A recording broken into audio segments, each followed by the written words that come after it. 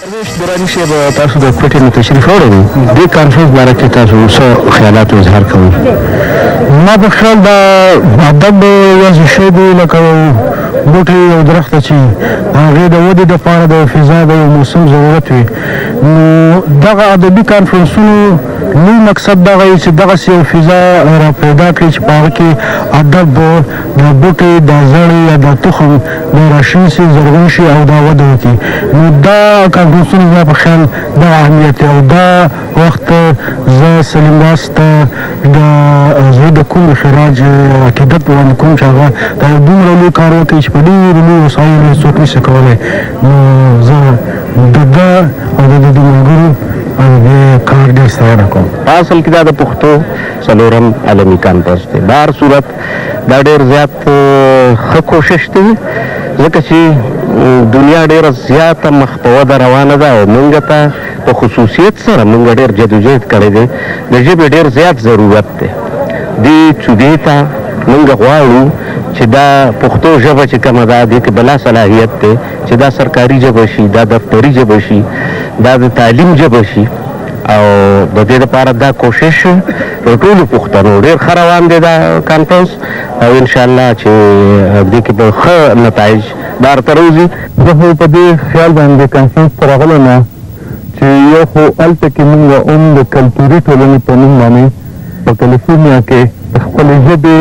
د خپل کلتور او د خپل ثقافت لپاره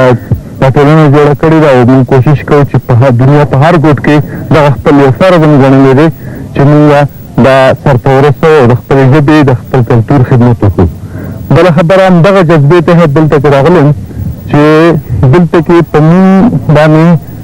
د خپلې مورنۍ ژبې پښتو یو حق دی او هغه حق په کار ده چې موږ په هر ډول باندې سرته ورسوو او دا پښتو عالمي کانفرنس چې د ګوټ ګوټ نه خلک راغلي او دلته کې پښتنو ته دا پیغام ورکړو چې د خپلې ژبې خدمت وکړي او دا نه یوازې د 3 ورځو یو مجلس یا 3 ورځو یو کانفرنس کړي بلکې دې یو تسلسل ورکړي یو دوامي حیثیت ورکړي چې هر وخت کې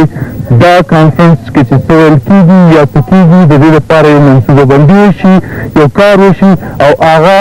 تر ډېر وخته پورې د خپل ژونده پورې دا دوام وکړي او دا د پښتو ژبې د پرمختګ یو خیال وساتي او خپل فرض پوره کړي. ډېره لویه خبره ده دا یو ډېر اکاډمیک غونډه ده او په دې کې د دې راتلونکي نسل دپاره د دوی د لارې تعین ټاکل کېږي او هغه مسایل څېړل کېږي چې دا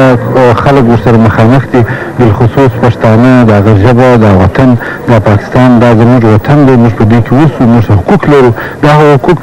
د ساتنې او د مسایلو د تعین او د حل کولو لپاره لاره ټاکي او دا ډېره لویه نیکمرغي ده او دا به پر مخ هم روان وي موږ دا امید لرو چې ولس دې ټوله له دې سره مرسته وکړي او د هغه مسایل دې تر هر چا پورې ورسېږي او د هغه د تعین لارې دې وټاکي. د پښتو عالمي کانفرنس زما په خیال سره چې اولنی قدم دی چې په راتلونکي کې به د پښتو ادب ژبې او ثقافت دپاره ډېر کارونه وکړی شي که چېرته دغه تسلسل لکه نن چې په کومه سویه یا په کومه طریقه سره دا شروع شوی دی په همدې طریقه سره مخ په وړاندې لاړ شي او تسلسل پیدا کړي او د دې نه په راتلونکي کې ټول د دغه عالمي کنفرانسونو نه یو نتیجه ګیري وکړي نو زما په فکر چې دا کامیاب او ډېر مثبت عمل دی.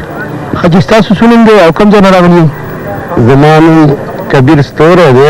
زه هم د جرمني راغلی یم.